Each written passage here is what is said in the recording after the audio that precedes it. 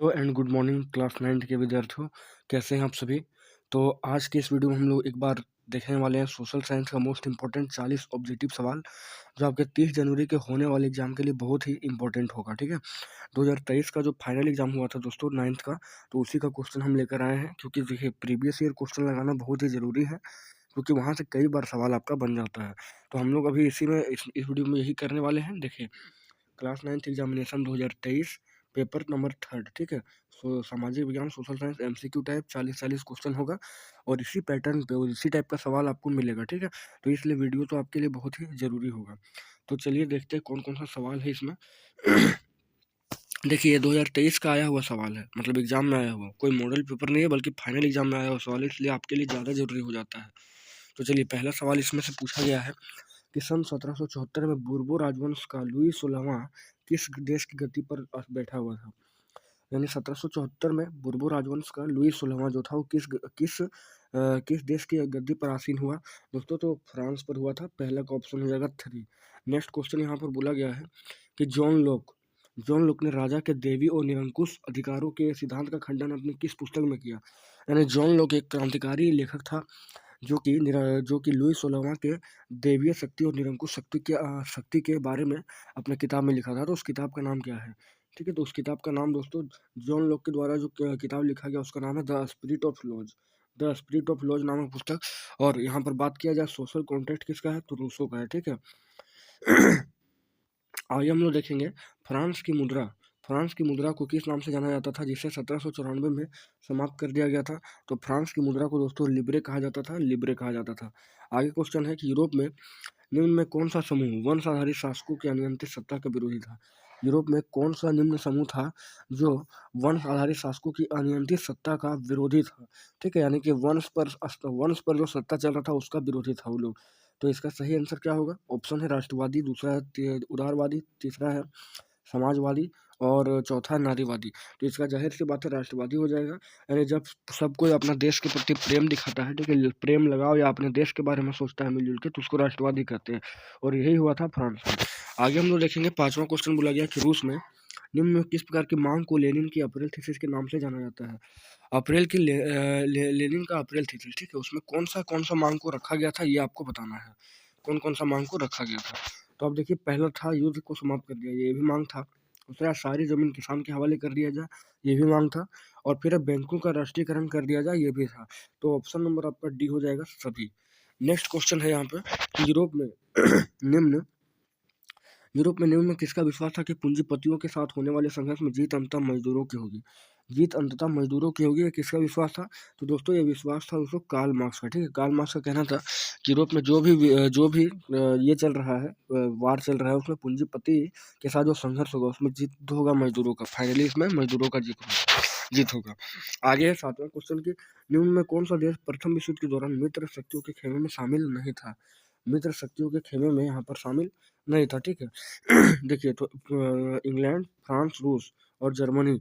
तो जर्मनी यहाँ पर शामिल नहीं था, क्योंकि जर्मनी जो था वो आपका सेकेंड इसमें था, धुरी राष्ट्र में। ठीक है, बाकी आप बोल सकते हैं इंग्लैंड, रूस, फ्रांस, ये सब किस में था, ये सब था आपका क्या कह सकते हैं, मित्र राष्ट्र में। ठीक है, बाकी इटली, जापान, जर्मनी, ये सब किस में था, तो इसमें सब धुरी राष्ट्र में था। आगे पूछा गया 8वां सवाल कि हिटलर ने जिस विचारधारा को जन्म दिया उसे क्या कहते हैं।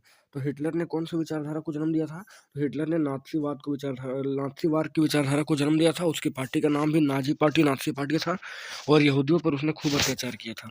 आगे क्वेश्चन पूछा गया 9वां नंबर कि जावा में किस समुदाय के द्वारा कुशल लकड़हारे और घुमंतू किसान के रूप में जाने जाते थे। तो जावा में जो कुशल लकड़हारा हुआ करता था उसको कलांग कहा जाता था। आगे क्वेश्चन है, वन अधिनियम के चलते गांव वालों की निम्न में से कौन सी गतिविधियां गैर कानूनी बन गई। ठीक है, कौन सी गतिविधियां जो है गांव जो नियम लाया गया जो जंगलों से रिलेटेड, तो उसमें कौन सा नियम जो था, यानी कौन सी गतिविधि जो गैर कानूनी हो गई गांव वालों की। तो घर के लिए लकड़ी काटना, ये भी ऑप्शन सही है। पशुओं को चराना, इसमें भी लगा दिया गया। और 3 टाइप के जंगलों को बांट दिया गया था। फिर एक कंदमूल फल इकट्ठा करना, ये भी। और तो इसका सही आंसर होगा ऑप्शन नंबर 4, उपयुक्त सभी। नेक्स्ट क्वेश्चन है, भोटिया, शेरपा और किन्नौरी समुदाय के लोग निम्न में से क्या थे। भोटिया, शेरपा और किन्नौरी समुदाय के लोग निम्न में से क्या थे यहाँ पर। तो वो लोग चरवाहे थे। ठीक है, चरवाहे थे। आगे पूछा गया है कि औपनिवेशिक सरकार ने अपराधी जनजातीय अधिनियम, ठीक है, अपराधी जनजातीय अधिनियम कब पारित किया? अपराधी जनजातीय अधिनियम जो है कब पारित किया? तो इसका सही आंसर होगा 1801 ईस्वी। और अपराधी जो जनजाति था उसको वो चरवाहों को कहा जाता था, क्योंकि अंग्रेज सरकार जो चरवाही समुदाय या घुमंतू समुदाय जो खेती करते थे या चराते थे घूम घूम के, उसको कंट्रोल करना आसान नहीं था अंग्रेजों के लिए, इसलिए उन लोग को अपराधी जनजातीय अधिनियम, उन लोग के लिए अपराधी जनजातीय अधिनियम पारित किया और उनको अपराधी घोषित कर दिया गया, ताकि अगर वो लोग जहाँ भी घूमते हुए नजर आए उन पर मुकदमा दर्ज किया जा सकता था और उनको कोड़े बरसाया जा सकता था। आगे 13वां नंबर सवाल है कि उत्तर में भारत देश को लगभग 2 बराबर भागों में निम्न में से कौन सी रेखा बांटती है? ठीक है, तो भारत को बराबर 2 रेखा में कौन 2 भागों में कौन बांटता है भारत को? तो दोस्तों वो हो जाएगा आपका कर्क रेखा, ठीक है? वो दोस्तों हो जाएगा आपका अच्छा देखिए क्या बोला है, उत्तर में भारत देश को लगभग 2 बराबर भागों में से कौन सी रेखा बांटती है? तो 13 का तो सही आंसर यहाँ पर कर्क रेखा होगा। भारत को जो है 2 भागों में कौन बांटता है? कर्क रेखा ही बांटता है। बाकी आप देखिए अक्षांश रेखा कौन है? अक्षांश रेखा वो होती है जो इधर से मतलब वेस्ट से ईस्ट खींची जाती है। और देशांतर रेखा का बात किया जाए तो नॉर्थ पोल से साउथ पोल खींचा जाता है। और विषुवत रेखा जो है पूरे विश्व को पूरे पृथ्वी को 2 बराबर भागों में बांटती है। लेकिन यहाँ भारत देश को बराबर भागों में बांटने का बात किया गया है, बांटने का, तो वो कर्क रेखा होगा। आगे 14वां नंबर सवाल है उत्तराखंड, उत्तर प्रदेश, बिहार, पश्चिम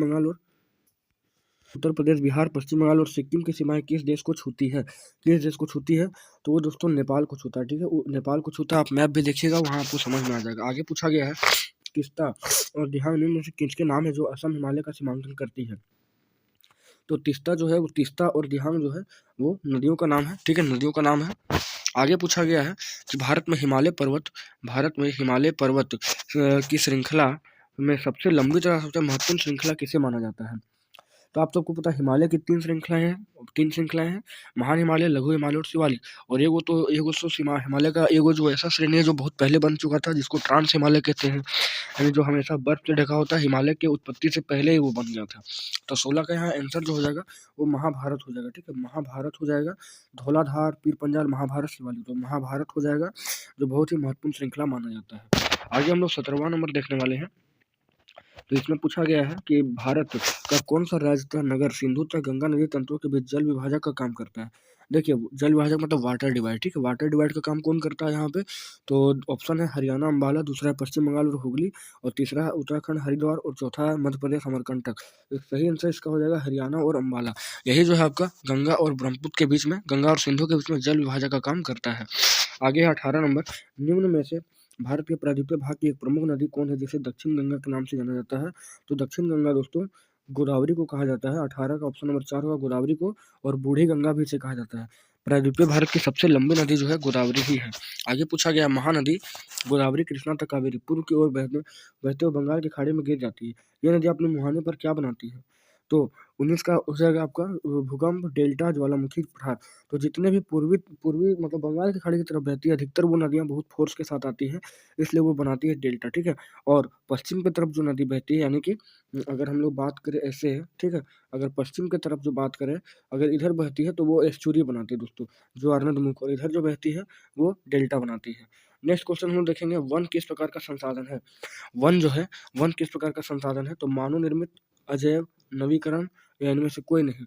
तो वन जो है ना, यहाँ पे इनमें से कोई नहीं ऑप्शन सही हो जाएगा, ठीक है, वन, क्योंकि वन जो है वो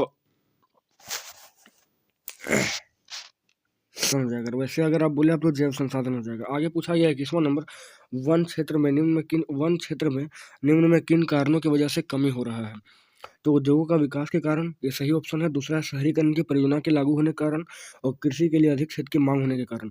तो उपयुक्त तो सभी इसका सही आंसर हो जाएगा। आगे पूछा गया है निम्न में से कौन सा कारण भारत के उत्तर पश्चिमी भाग में शीत ऋतु में होने वाली वर्षा के लिए उत्तरदायी है? तो इसका सही आंसर जो हो जाएगा, उत्तर भारत में शीत ऋतु का बात किया गया है, तो इसलिए इसका होगा पश्चिमी विक्षोभ, ठीक है, पश्चिमी विक्षोभ।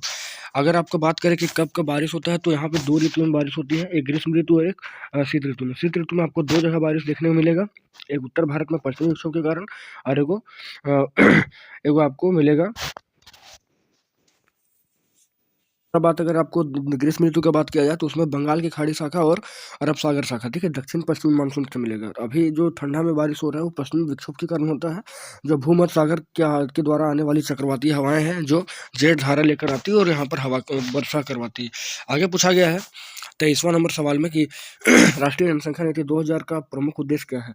राष्ट्रीय जनसंख्या नीति का प्रमुख उद्देश्य क्या है, तो 14 वर्ष से कम आयु के बच्चे को निःशुल्क शिक्षा प्रदान करना, शिशु मृत्यु दर को कम करना, टीका रोधी बीमारियों से बच्चों को छुटकारा दिलाना और उपयुक्त सभी। इसका सही आंसर होगा उपयुक्त सभी। आगे हम लोग देखेंगे 24वां, लोकतंत्र के लिए निम्न में किसका होना बहुत जरूरी माना जाता है। तो एक दलीय प्रणाली या स्वतंत्र और निष्पक्ष चुनाव, अनियमित चुनाव या प्रेस पर सरकारी नियंत्रण। तो लोकतंत्र के लिए सबसे इंपॉर्टेंट है स्वतंत्र और निष्पक्ष चुनाव, ठीक है। 24 का हो जाएगा ऑप्शन नंबर 2। आगे पूछा गया है चीन की संसद को निम्न में से किस नाम से जानते हैं। तो चीन की संसद को जो है वो कहा जाता है राष्ट्रीय जन संसद। चीन की संसद को राष्ट्रीय जन संसद कहा जाता है। आगे पूछा गया है 26वां नंबर क्वेश्चन कि दक्षिण अफ्रीका की गोरों की सरकार ने नेल्सन मंडेला पर किस प्रकार का मुकदमा चलाया था। तो किस प्रकार का मुकदमा चलाया था, तो वो था देशद्रोह, ठीक है। अपने देश की जनता के साथ विश्वासघात करने वाला जो होता है उसको देशद्रोह कहते हैं। तो वो लगाया था मुकदमा और उसको दक्षिण अफ्रीका की सबसे भयानक जेल रोबेन द्वीप पर उसको भेज दिया था। आगे 1950 से ही दक्षिण अफ्रीका में रंगभेद के खिलाफ निम्न में से किसने संघर्ष किया। तो निम्न में से किसने संघर्ष किया, तो 27 का आंसर हो जाएगा आपको अश्वेत। देखिए बोला गया अश्वेत, रंगीन चमड़ी वाले, भारतीय मूल के लोग और उपयुक्त सभी। तो उपयुक्त सभी यहाँ हो जाएगा। अंग्रेजों के खिलाफ संघर्ष किया था। आगे 28वां नंबर कि भारत में चुनाव कराने की जिम्मेदारी किस संस्था को दिया जाता है। तो निर्वाचन आयोग यानी चुनाव आयोग को, और ये एक स्वतंत्र और निष्पक्ष स्वतंत्र स्वायत्त संस्था है। आगे और अभी प्रमुख जो चुनाव आयोग बोला जाए तो वो राजीव कुमार जी हैं। आगे है 29 नंबर के निम्न में कौन भारत देश का राष्ट्रीय अध्यक्ष होता है और औपचारिक रूप से सबसे बड़ा अधिकारी के रूप में माना जाता है। तो भारत देश का सबसे बड़ा राष्ट्रीय अध्यक्ष की बात किया जाए तो वो दोस्तों राष्ट्रपति होता है, ठीक है, जिसको नाम मात्र की कार्यपालिका भी कहा जाता है। नेक्स्ट क्वेश्चन है भारत में निर्वाचित प्रतिनिधियों की राष्ट्रीय सभा को क्या कहते हैं। तो भारत में निर्वाचित राष्ट्रीय सभा को संसद कहा जाता है, ठीक है। यही आपका हर देश में अलग अलग होता है। नेक्स्ट पूछा गया 31वां नंबर के निम्न में से कौन जनप्रतिनिधियों की ऐसी सभा मानी जाती है जिसके कारण देश का कानून बनाने, कर बढ़ाने, बजट बनाने का अधिकार प्राप्त होता है यहाँ पे। तो इसका सही आंसर हो जाएगा विधायिका। विधायिका का काम है कानून बनाना, कार्यपालिका का काम है उस कानून को लागू करना, और न्यायपालिका का काम जो हो जाता है दोस्तों वो होता है न्याय दिलाने का। आगे है 32वां नंबर क्वेश्चन के लोकतंत्र में प्रत्येक नागरिक को निम्न में से कौन अधिकार प्राप्त रहते हैं। लोकतंत्र में प्रत्येक नागरिक को निम्न में से कौन सा अधिकार यहाँ पर प्राप्त रहता है। तो अपने मत का प्रयोग करना ये तो होता ही है, चुनाव लड़कर प्रतिनिधि बनना ये भी है, अपने विचार को व्यक्त करना, ठीक है, और चौथा है उपयुक्त सभी। तो 32 का सही आंसर जो हो जाएगा उपयुक्त सभी। सारा ऑप्शन यहाँ पर सही है। नेक्स्ट क्वेश्चन है कि वोट देने का अधिकार को किस प्रकार के अधिकार के अंतर्गत रखा जाता है। तो वोट देने का अधिकार को राजनीतिक अधिकार के रूप में रखा जाता है। नेक्स्ट क्वेश्चन है पालमपुर में विभिन्न जातियों के कितने परिवार निवास करते हैं पालमपुर में। तो पालमपुर में जो है 450 परिवार के आसपास निवास करता है। ऑप्शन नंबर 1 सही हो जाएगा। 35वां क्वेश्चन है निम्न में उत्पादन के लिए किन चीज़ों का होना बहुत ही जरूरी माना जाता है।